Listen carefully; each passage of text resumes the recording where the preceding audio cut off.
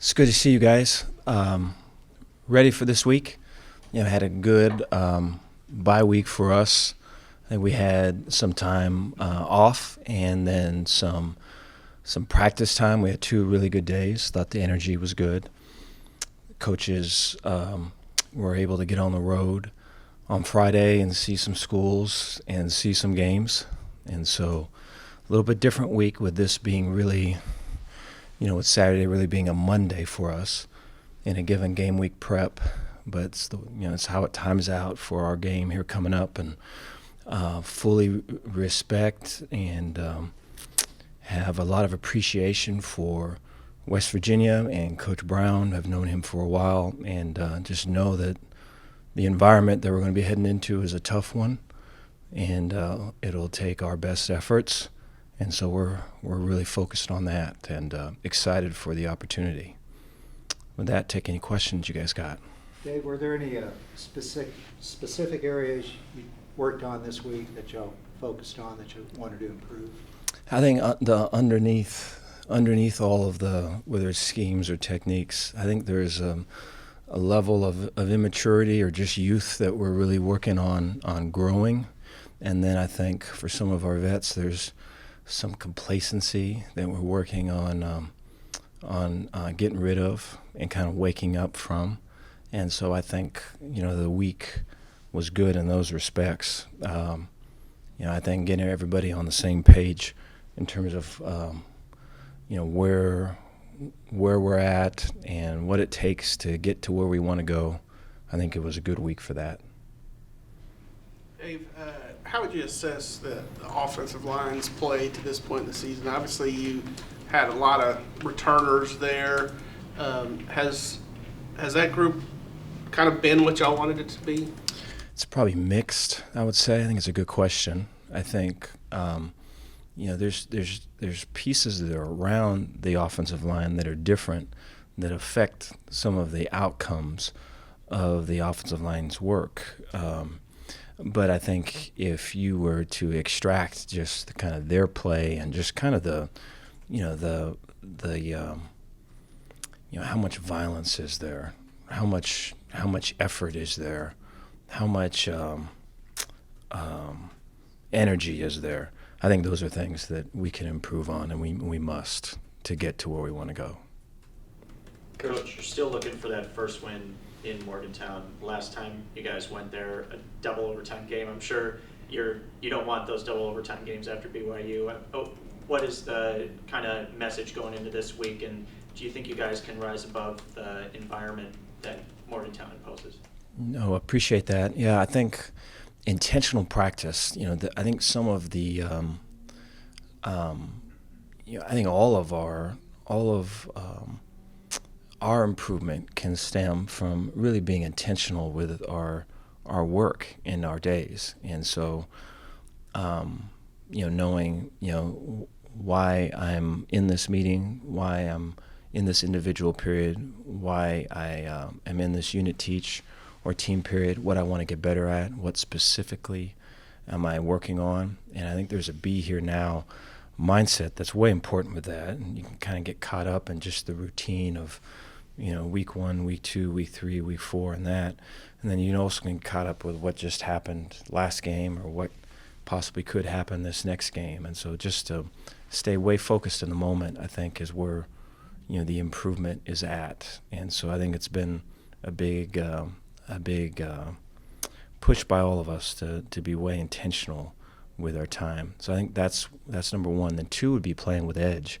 I think it was already kind of hinted at. The line of scrimmage, I think, can improve, and we have to, the edge is not after the snap, right? It's not before the snap. It's during it's having a really violent start, followed with a real violent finish, and it's from the start of the play to the echo of the whistle. I think our line of scrimmage can improve with a better edge. So we're trying to practice that way. Coach, JT Daniels was a pretty big recruit coming out of high school. What do you feel like he brings to this Mountaineer offense? Really strong arm. Yeah, there's a command that right when you watch the tape, it jumps off the screen at you. The command that he has, there's a poise that he has, and then his arm. He can from one one hash, throw a deep out, all the other across the field and all that, and be on the money with it. And so I think it's elite, his arm strength.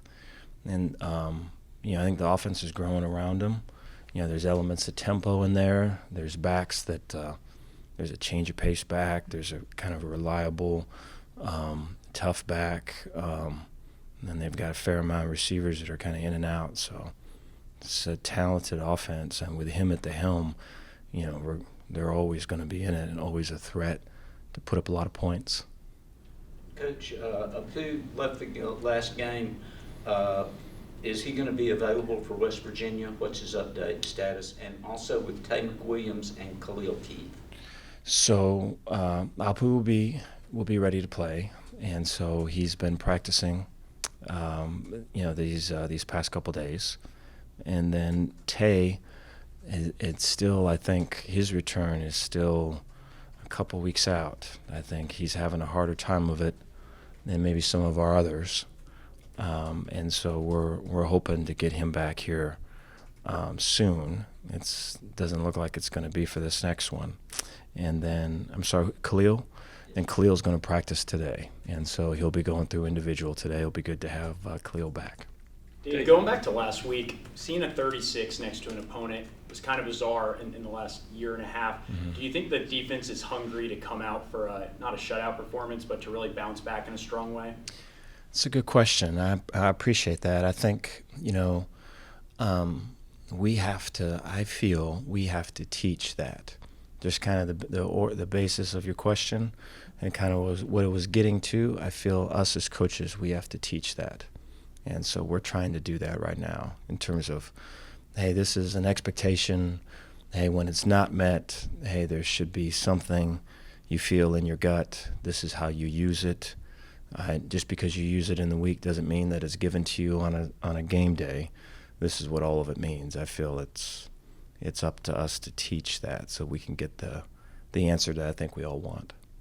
Dave, in terms of self-evaluation, even in coaching, do you do that week to week, or was this a good week to kind of look at that and go, we need to do this, that kind of thing?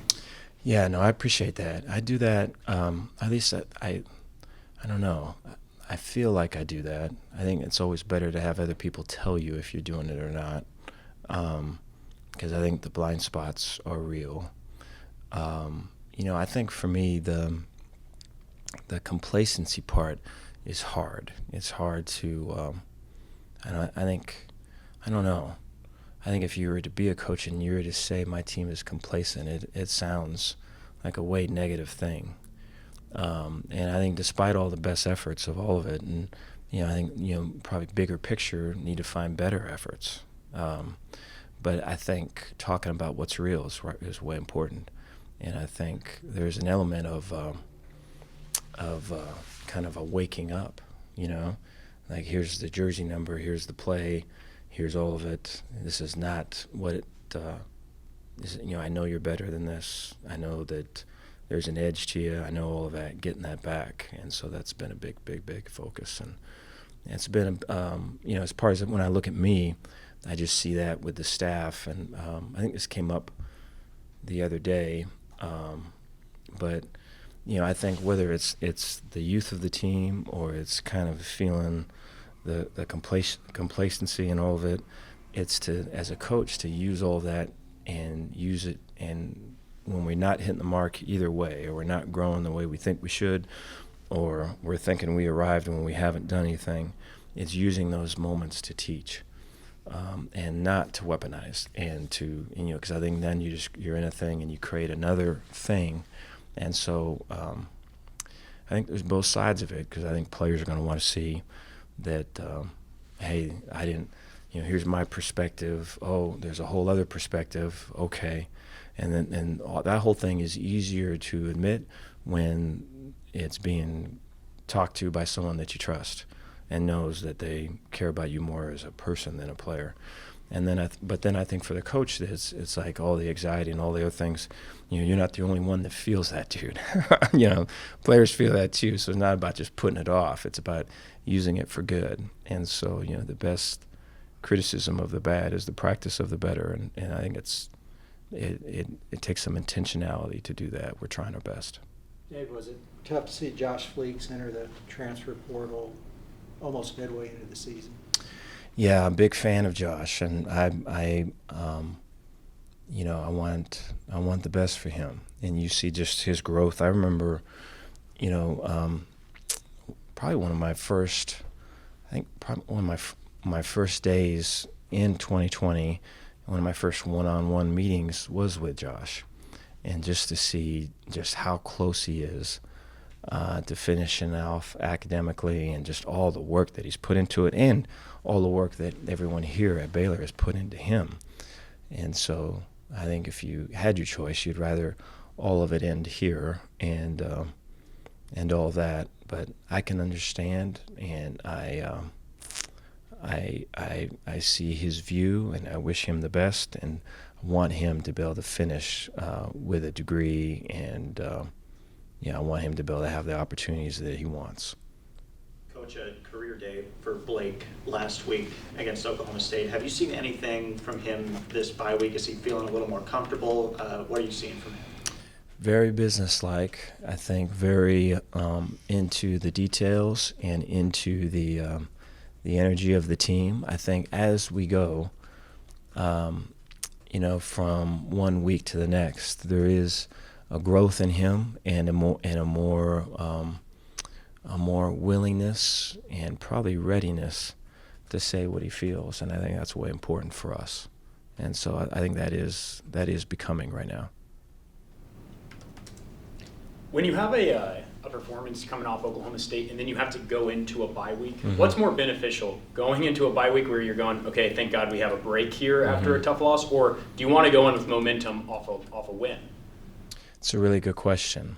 I think when you go off with a loss, you really have to kind of sit in it, and I think it really makes you see kind of the parts and the places and the things that you would otherwise choose not to see. And so I think it's all good, and I think using it for the good is really the other big issue. And so I think taking the time to be in the moment and really see the ugly things and the things that need fixing, which is true everywhere, not just for us, but to really hone in on that, and then to correct it, to teach it, and to do it in a way that holds an integrity with the people you're working with, and builds them up as opposed to tear them down. That's a whole other. And so that's been us, this last couple days. And so I'm proud of how we've approached it. Dave, Christian made a couple of big plays last week. The interception, forced fumble. Are you seeing more? Is he kind of coming, that kind of thing? Yeah, I think so. Just had a talk with him today. I'm excited to see his energy and his confidence. I think that's probably something that has been missing in our back end, is just the confidence to do things. There's a drill. We have a red zone lockout drill, and there's a scoring system, and it's O versus D, and O scores. It's this point. So the O defense keeps them out. It's these points. I think a field goal is this points for the offense, this points for the defense. And so you try to build to get to a certain number and who wins.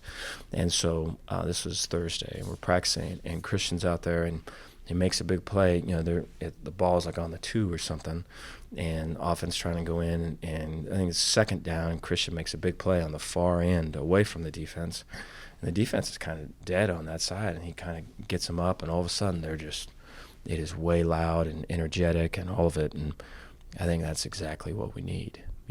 And so I think the ability to kind of to inspire and do all of it the right way, and not making stuff personal in terms of motivating guys and all that, but in terms of still being yourself, though, I think is the way key for him. But excited about his play. There's been a great improvement. Excited for what's next for him. Do you think there's more pressure coming into these Big 12 games subsequently after that loss, obviously you guys had those expectations coming into the season. Does that kind of add some weight heading into the rest of the Big 12 slate, trying to get back to Jerry World? No, I appreciate that. I would, I would say no, and I think probably what, probably what makes up some of the question, and I can understand the question. And I think it's probably good that we're talking about this here, is that I think that is part of the issue for me, where I have to do a better job of, of dealing with what's real and working to build up the team, and whether it's the youth, that hey, we've got to be able to get through a drill or a day or a team period or a practice or a day, just being where we need to be, doing what we need to be doing, and no point fingers, complaining, any of these other things. And then some of the older vets, last year doesn't have anything to do with this year. This is, what is on tape this year is real, right? What's in your mind from last year or some previous other thing right now is not real, right? And so you want to see real stuff, put it on tape. And so I think those are kind of the mindsets, and all of that is, I would say all of that is right in front of us and is real. And I think the expectations and all these other things can kind of cloud that picture. I don't know if I'm making sense. And so I think it's very much an issue of kind of where we're looking and how we're taking in information. And so we're hopeful that we can kind of stay the path. Dave, West Virginia's defense looks like they're particularly good against the run. Mm-hmm. What do you see from them? Really active defensive linemen, physical. They move them around. I think they are multiple, and so they'll get in different fronts with their linebackers, similar to Oklahoma State to a degree. I think they play a lot of quarters coverage, so their safeties are involved in the run as well. And then they'll pressure, so they'll bring different patterns and blitzes and things to get negative plays. And so I think it's a matter of, if you're working combos in the run game, it's difficult because this linebacker could plug, this front, this three technique could slant, right? This secondary guy could rush off the edge. And so it's if, and, or but, right, in terms of rules. And so to make it to where you're real simple and can run off the ball and can take the incoming and push it the other way, I think is way key. And it's a challenge with them. They do a great job with it. Dave, you mentioned Christian's confidence. Is it maybe a lack of confidence in the other guys that might be the issue in the secondary, or where do you see those guys? I think they're growing, and I think I think sometimes when you're learning the position and all the details of it, I think sometimes your focus can be, I just want to get my day right. I want to get this play right. I want to get, this check is coming up today. I want to get this right. I want to get this man coverage right.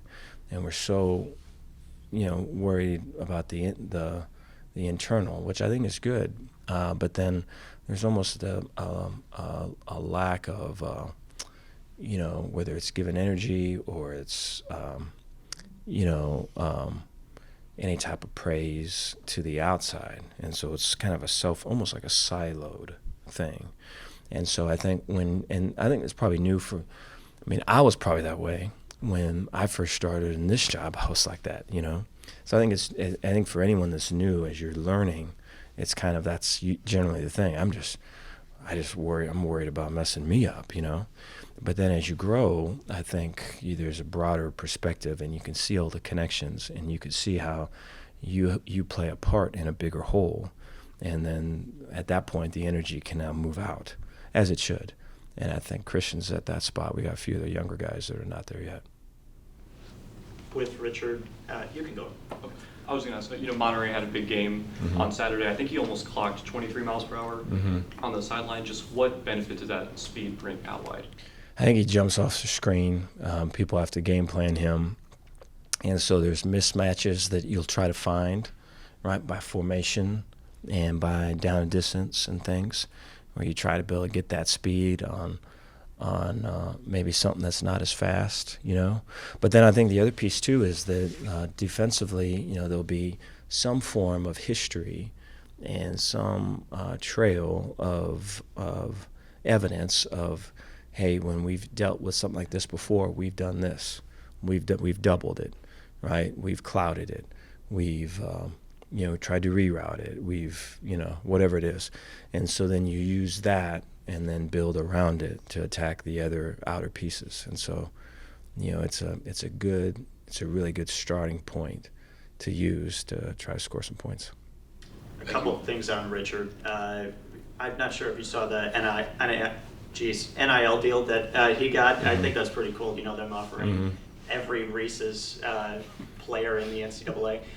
Can you talk about that? And then also circling back to the West Virginia's defense, how is he going to play a role in this upcoming game? Yeah, excited for him. I think a lot of stuff's happening for him fast, and it's all stuff that's earned. And he's got such a great smile about him and genuineness, and really there's almost an innocence there. You probably would not like that word, but you can't help but root for him. And so I think, you know, he's got two great parents at home. Keeps him grounded, and yeah, I think it's cool that you know, there's some opportunities coming his way. Then I think, you know, our ability to run the ball and fall forward on offense is something that can use a lot of improvement from the last game that we had. You know, I thought similar to one of the very first questions was, you know, the O-line and kind of where it's at. You know, I think, you know, the end result of it is are we moving the pile forward, right, or are we stagnant, or, you know, are we moving back? And so we want to be able to move it forward, and when we're at our best, that's the case.